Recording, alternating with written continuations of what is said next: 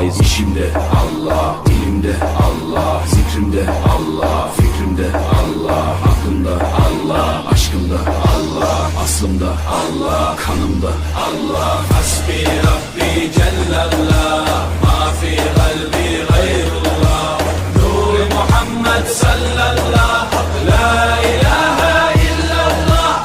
Hasbi Rabbi Cellallah, ma fi kalbi gayrullah, Nur Muhammed sallallahu, la ilahe illallah. Bu benden bir davet, nefse ikamet, hem de tek çare Allah Allah. Bu hayat imtihan, şeytandan intikam, sayısız iltifat Allah Allah. Güvendiğin dağlara kar yağar bak ancak Allah asla seni satmaz. Düşünce kalkmalısın, şükürle kalmalısın, desin hep kalp atışın Allah Allah. Günahla esti